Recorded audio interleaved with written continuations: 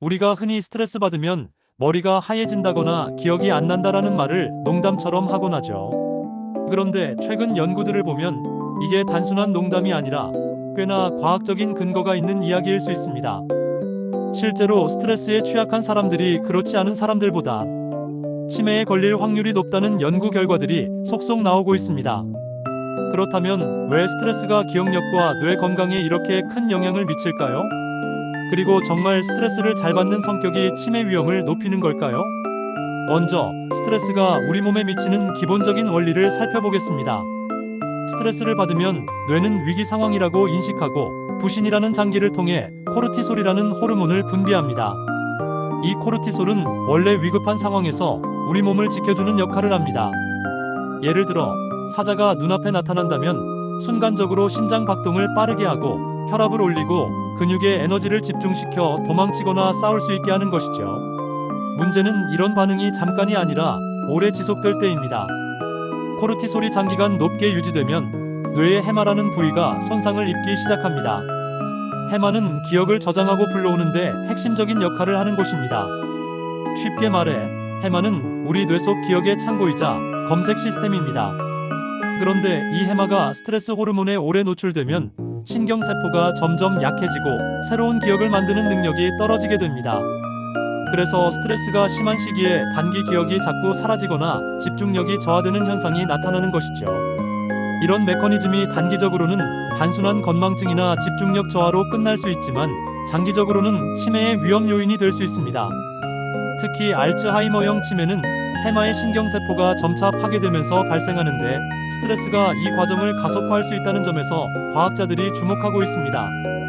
또 한 가지 중요한 점은 스트레스에 대한 취약성입니다. 같은 상황에서도 어떤 사람은 금방 잊고 넘어가는데 어떤 사람은 계속 마음속에 담아두며 불안해하고 긴장합니다. 이 차이가 바로 스트레스 반응성인데 반응성이 높은 사람일수록 코르티솔 분비가 더 자주, 더 길게 유지됩니다. 결국 뇌는 쉴 틈 없이 공격받는 셈이죠. 스웨덴 카롤린스카 연구소에서 진행된 장기 연구를 보면 중년 시절에 불안과 우울, 높은 스트레스 반응을 보였던 사람들이 그렇지 않은 사람들에 비해 2030년 후 치매에 걸릴 확률이 눈에 띄게 높았습니다. 특히 여성에서 이런 경향이 더 강하게 나타났는데 이는 호르몬 변화와 관련이 있을 가능성이 제기되고 있습니다. 여기서 한 가지 오해하지 말아야 할 점이 있습니다. 스트레스가 치매의 직접 원인은 아닙니다.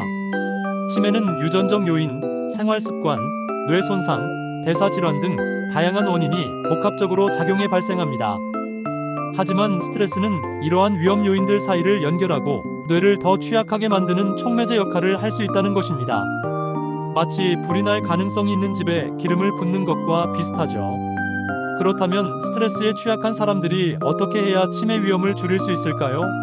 첫째, 스트레스 관리 기술을 배우는 것이 중요합니다. 명상, 심호흡, 요가, 규칙적인 운동은 뇌의 코르티솔 수치를 안정시키고 해마를 보호하는 데 도움을 줍니다. 실제로 하버드 의대 연구팀은 하루 10분 명상을 꾸준히 한 사람들의 해마 부피가 그렇지 않은 사람들보다 더 크다는 결과를 발표하기도 했습니다. 둘째, 사회적 관계를 유지하는 것입니다. 스트레스를 받았을 때 혼자 해결하려고 하기보다 주변 사람들과 대화하고 감정을 나누는 것이 뇌 건강에 긍정적인 영향을 줍니다. 사회적 고립은 치매의 독립적인 위험 요인 중 하나로 알려져 있습니다. 셋째, 수면의 질을 높이는 것입니다. 수면 중에는 뇌 속 노폐물을 청소하는 글림프 시스템이 활발하게 작동하는데 스트레스가 심하면 수면의 질이 떨어지고 이 청소 과정이 방해받습니다. 알츠하이머 치매의 주요 원인 물질인 베타 아밀로이드가 뇌에 쌓이지 않도록 하려면 깊고 규칙적인 잠이 필수입니다. 그리고 식습관 역시 간과해서는 안 됩니다.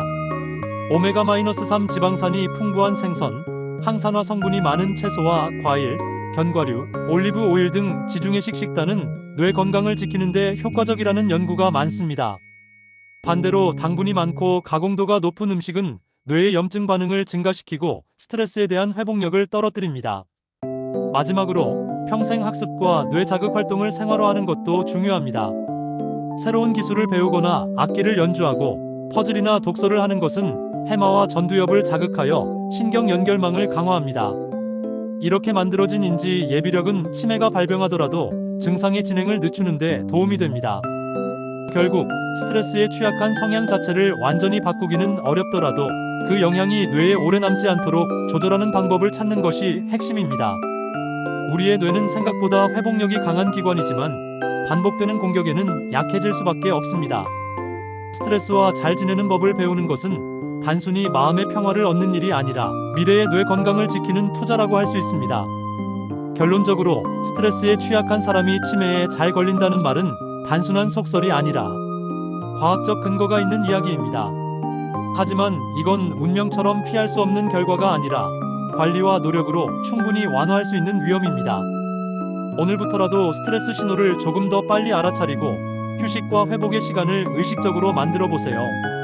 그것이 단지 오늘 하루를 편안하게 만드는 것을 넘어 앞으로의 10년, 20년 뒤 당신의 뇌를 지키는 가장 확실한 방법이 될 수 있습니다.